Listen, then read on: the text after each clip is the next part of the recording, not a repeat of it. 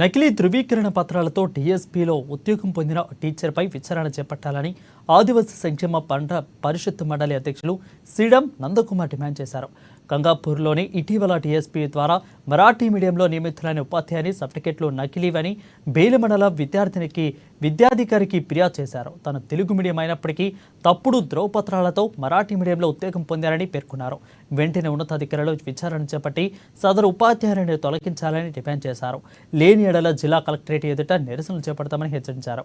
ఇక ఉపాధ్యాయుడు అభ్యసించిన ధృవీకరణ పత్రాలు ఆధారాలు తమ దగ్గర ఉన్నాయని అన్నారు. బేల మండల ఎంఈఓ కార్యాలయం వద్ద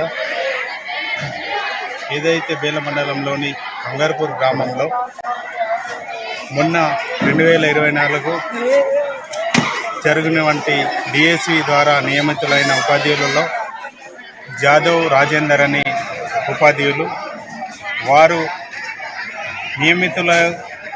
మరాఠీ మీడియంగా నియమితులయ్యారు. దానికి ఎలాంటి మరాఠీ మీడియానికి అర్హతలు కారు.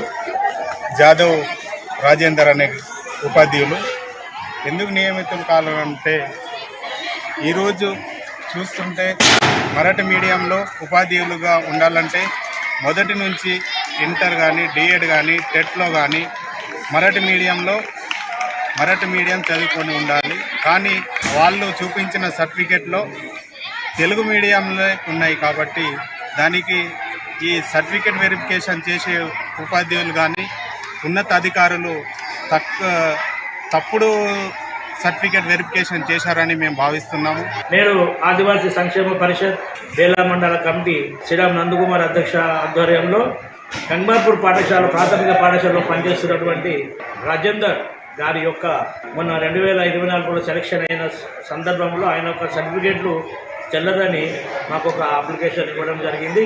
దీన్ని మేము ఆయన ఇచ్చిన వెంటనే డిఓ గారితో మాట్లాడివ్వడం జరిగింది అధ్యక్షునితో.